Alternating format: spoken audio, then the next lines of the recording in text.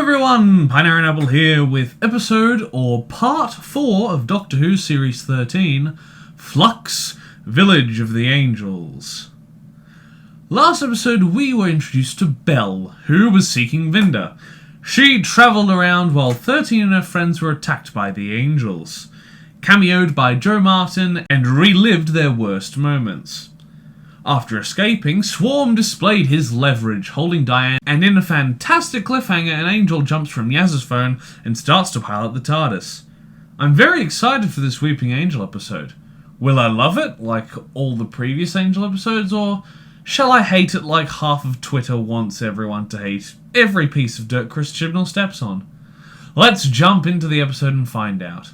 We start with the episode with these two, Professor Jericho and the widow who got zapped in the Halloween apocalypse, Claire.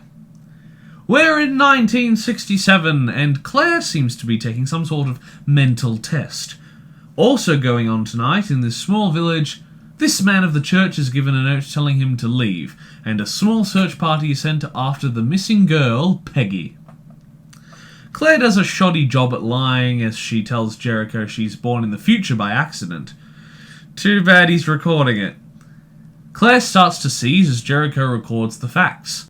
Claire calls out possessed, and with her getting the Blink quote wrong again, we are led into the credits. After said credits, we join the TARDIS team back with the Angel, and to combat it, 13 starts tearing the TARDIS apart to eject it, letting the Angel get as close as possible in a genuinely creepy scene. Although I have to say this Angel is pretty slow on the uptake as 13's plan succeeds with an unnecessary split screen. Thanks to her plan, the TARDIS won't leave for a while, so 13 has the perfect idea of just getting out and seeing where the Angel took them. Let's see where that gets her by the end of the episode. In a funny scene, the missing girl, or Peggy's guardians, are attempting to use the TARDIS to phone for help. This Gerald is a little flat as a character, but these two do serve their purpose in the story well enough. Failing to guess the year, 13 is once again overtaken by egregious use of the Sonic. Unfortunately, it seems like last episode is the only reprieve we were spared as she waddles away in intrigue. Dan and Yaz seek to assist in the search for Peggy, as we're taken back to the father. He chews out an older woman named Mrs. Hayward, who apparently left notes for everyone to get out of the village. She tells the father to count the gravestones, but he is adamant he knows them all. She seems to know something we don't, but before any more of that, we're brought back to my favourite character of the episode, and I guess Claire's fine as well. But seriously, Jericho is a blast in this episode. I'm just sad that his actor's first time on Doctor Who was, the twin dilemma. 13 straight up breaks into his house and sonics around the place, taking the time to investigate everything else but the woman she recognises. 13 rambles a little and introduces herself to Claire, who is feeling a little ill. Where did you get this? Jesus, Doctor, it's a police box. Remember how people were attempting to call from one earlier? Just because it's a police box, don't assume it's about you. God. Among these sketches is the image of an angel that 13 promptly destroys, leading Jericho to take the most infuriated but composed sip of tea I've ever seen. Claire washes her face in the bathroom, leading to a vision of stone wings on her back, and look, I appreciate the imagery and attempt at a different type of Weeping Angel scare, but come on, they look like bloody foam props stuck on her back. In the graveyard, the father counts more gravestones than he thought were there. Holy shit, get the fuck out of there! No, he is quickly dispatched as Hayward watches on. Yaz, with her police skills and Dan existing, annoys Peggy's guardians so much they send them off in another direction. Wow, can Gerald not be a bitch for 5 minutes? Dan and Yaz have some decent banter and in a very well done and tense scene are attacked by an angel, only for a mistimed cloud and glitchy torch to send them to the past. As I said before, this scene is pretty well executed, but I still wonder what the deal was with that scarecrow. Did the angel shapeshift? Was it in a Halloween costume? Or did it get confused by the family of blood? Ah, who cares about that? After that tense scene, we're back with Belle. Jesus, I mean, I didn't mind so much last episode, because it fit in there, but with how good and tense the Weeping Angel bits are in this episode, no matter how good the material is in Belle's story, it just leaves me with a frustrating feeling when we're pulled from the action back to listen to her monologue. It turns out space is a bit shit. She does exposit well about times with Vinda and meets this guy, Namaka. They're a little awkward, but together they pull off the hopeful survivor roles pretty well. Namaka also tells us someone is transporting people away to safety. In Jericho's main hall, 13 finds a small rock thrown through the window. Introducing the baby Weeping Angel, new from Pineaaronapple. Only $24.99 plus postage, and you can get your own baby angel. Pineaaronapple is not responsible for any time relocation, broken necks, transformations, hallucinations, dusty eyes, possessions, shattering, or use of frontal cerebral cortex for communication purposes. Batteries not included. 13... scans it with the sonic because a rock through the window is just that peculiar. Oh, wait, no, I forgot. It is a baby Weeping Angel. $24.99. This leads to Jericho raging out and opening his front doors to this pants-shitting sight. He is understandably confused as they retreat, locking all the doors.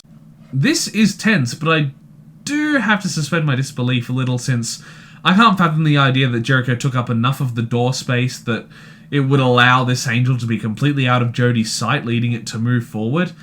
Just a small gripe, but oh man, does it stand out to me. Jodie exposits a little, and as the angels fiddle with the doors and windows, Jericho goes to lock the back door. Man, I do especially love the camera work in this episode. Some of these shots and the way they're filmed really add to the tension and rhythm of the scenes. Jericho manages to lock the back door, and Claire returns, telling the doctor about visions given to her, and that she was zapped to this time a couple years ago, from when we saw her in the Halloween apocalypse.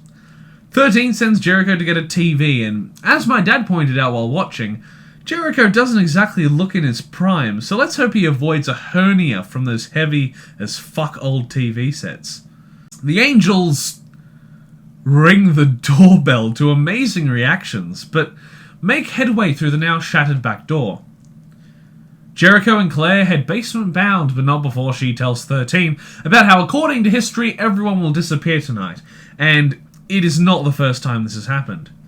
I noticed here that in a nice detail, the doorbell and door banging vary from the left to right side in the audio department. Not terribly consistent, but a nice detail when you notice it. Claire itches her eye and dusts all over the nice furniture. Nice going, that was just cleaned, arsehole. I think that probably one of the best parts of this episode is how it builds upon from the previous Angel stories, where the Flesh and Stone two-parter introduced concepts like the image of an angel and the like. This episode, much like the last one, creatively uses these points fairly differently to before. Yaz and Dan find themselves in a time just after the first village-wide disappearance, and after a little investigating find the missing Peggy and some chickens enjoying a meal. Thanks to the Next Time trailer, it seems that Dan and Yaz will be spending some time together, but the little moments they get in this episode may not progress their relationship very much, but are quite well done. It seems that the angels disappeared the villagers the first time, and that the angels talk to Peggy, saying that they will now leave her alone after this ordeal. They're also told not to leave the village, although that doesn't seem possible considering this boundary at the edge that seems to lead directly into the cold nothingness of space. Gerald and his wife also end up at the same point back in their time zone, and find the same site. But when turning around to leave, they are greeted by an angel. In a pretty good scene, they are zapped back by this angel, Gerald even managing to do it himself, leaving the angel alone to be confronted by Hayward with some great musical stings. Now with 13, Jericho and Claire all barricaded in the basement, 13 hooks up the TV to a feed in the main hall that she placed by tying a camera to a string. Yeah, it was a little fast-paced and ill-shot. I didn't really get that the first time around. As the image of the angel starts to put itself back together again. Now, I do like the things they do with this image idea. We'll get to that soon, but I'm not sure how I feel about the paper putting itself back together. If the image of an angel is its power, then how can it fix itself when it no longer has its image? It's just a bit confusing. The feed into the main hall is also pretty creepy and works well in this context. The image escapes with an awesome effect. Jodie scrunches it up and lights the paper on fire, leading to an angel from hell, only defeated when the paper is put out. Wow, this episode comes up with some amazing ideas. The angels seem to want Claire, as she states, while her arms turn to stone. Although, unlike Amy, where it was in her head, here it seems to be serious. We're finally told the reason for this, as when Claire had a vision of the angel, before she heard its voice, the image became an angel that now resides in her head. Once again, a great step forward from the Flesh and Stone two-parter, although the difference here being that instead of just looking at an angel or thinking of it and it appearing in your head, Claire seems to have some latent psychic ability. Jericho gets some great lines and becomes the looker, while 13 invades Claire's mind to see the angel. Jericho also insists with great enthusiasm that his device keeps track of them while they do it. 13 finds herself in Claire's mindscape with these fantastic shots. The angel tells the Doctor that it needs her help. The angels are serving the Division. Now this is a little contentious, as some people think that this ruins the Weeping Angels and their mystery. But I agree with Harbaugh Holmes, who said that instead of detracting from the angels, this is a great reminder of how crazy powerful the Division is. They must be able to bend the angels to their whims. In trade, as this angel is offering to leave Claire, its hiding place if the Doctor can stop the Division angels from capturing it, as it seems it has gone rogue from the Division. In return, it offers 13 all she could want to know of her forgotten past. Back with Belle, they find out that the transport is actually Passenger and Azure. Noting something is wrong, Belle takes her mate and books it before everyone else is trapped in Passenger. Namka is understandably peeved at Belle, refusing to believe bad things about the transport. Azure leaves and we're brought back to Dan and Yaz, who find that the piece of time they are in is crumbling. On their way to escape, they run into another angel and these two idiots, who get shattered? Now this is something I'm not too sure about. Apparently here no one survives a Weeping Angel touch twice.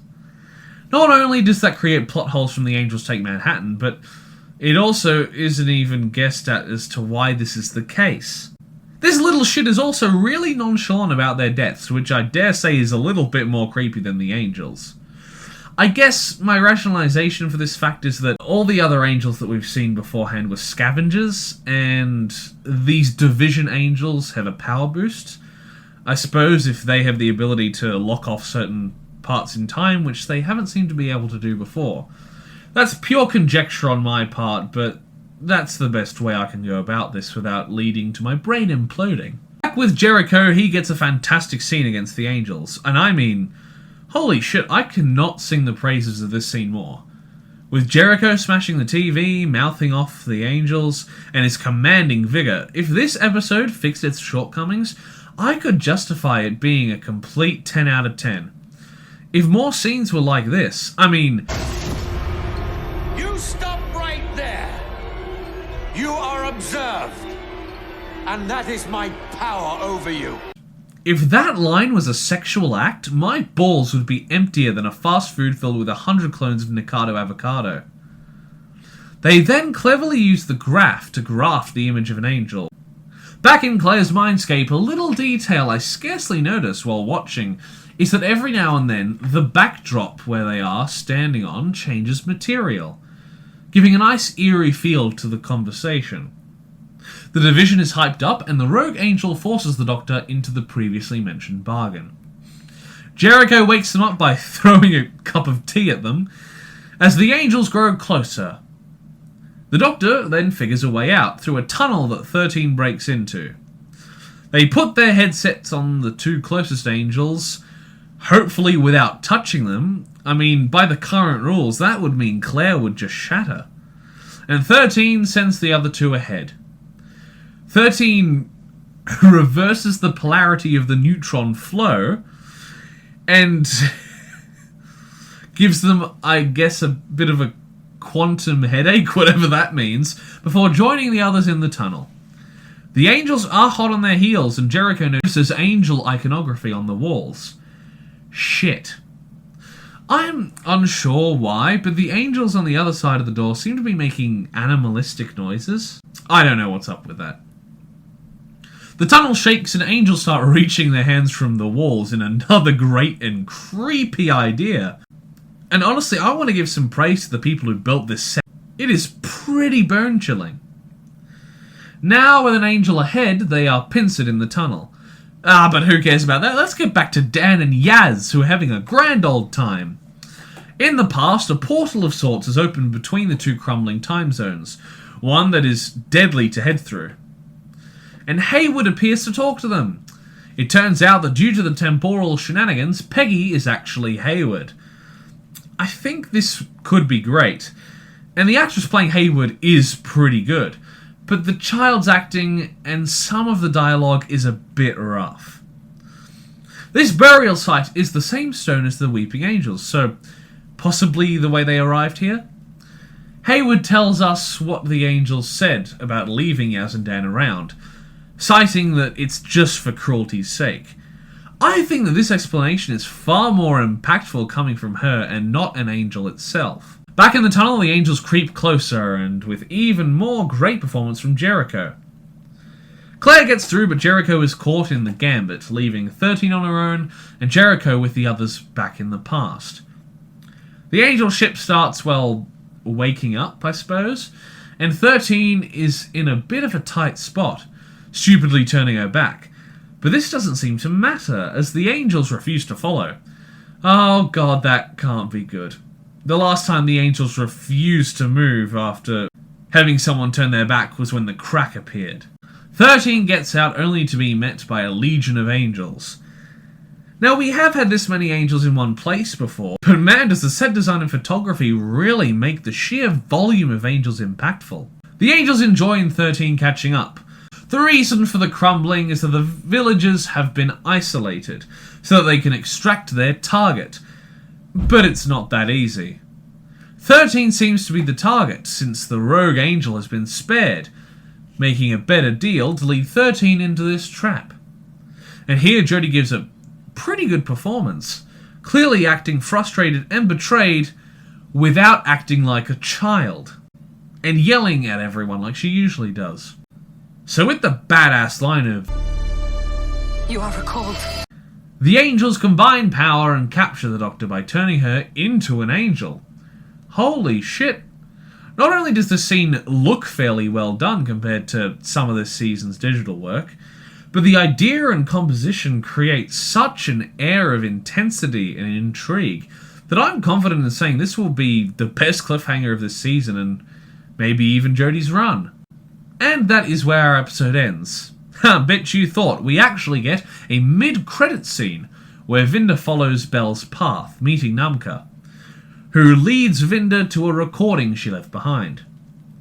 This scene is pretty good, and I guess that this place is the only part where it could feel natural without detracting from the pacing of the episodes, as it would have had to have been put between the previous Belle scene and any of the angel stuff. Although the comedy here is a bit I'm pretty sure we can end the summary there. The next time trailer probably won't show anything and holy shit! Is that Kate? What the fuck? Get in! So, in this episode, the story with the angels was pretty fantastic. Apart from some odd choices in the convenience and child acting departments. I can confidently say that the edge I feel the angels lost over time has been sharpened relatively well by the script and visuals. Jericho was fantastic, although the other side characters were just kind of average. And when given the little material she was, the actress who played Haywood was pretty fantastic. The literal opposite of her child form. Belle's story felt a little detached here, so much so that the final scene literally fit nowhere in the episode naturally, so it was relegated to the mid-credits. But I would take that fact as an upside, not as a down. As if it were placed earlier, it really would have messed up the rhythm of the angel scenes. The final cliffhanger, bar some clumsy decisions to get there, was utterly bone-chilling, from Jodie's different style of performance to usual, and the final note. Wow. The Weeping Angel's abilities were also adapted here in a largely naturally and progressive and imaginative light, even if one addition or another, like the 2 limit rule, seemed completely unnecessary when, if the angel needed to kill, it would have just gone neck snapping like it did in the Season 5 two-parter. I give Doctor Who Series 13, Episode 4, Village of the Angels, an 8 out of 10. Thank you everybody so much for watching this review. Please like the video if you liked it. Comment down below if you wish, and remember to subscribe. We just got over 200 subscribers, and I am proud of that. Thank you everybody for staying with me for this much, and I hope that we can continue to grow. Ring the notification bell if you do decide to subscribe, or if you haven't yet. Once again, thank you for watching this video, and I will see you in the next one. Bye! Toast. A little piece of toast. Because there's so much to choose from. There's brown bread, white bread, all sorts of wholemeal bread. It comes in funny packages with writing on the side.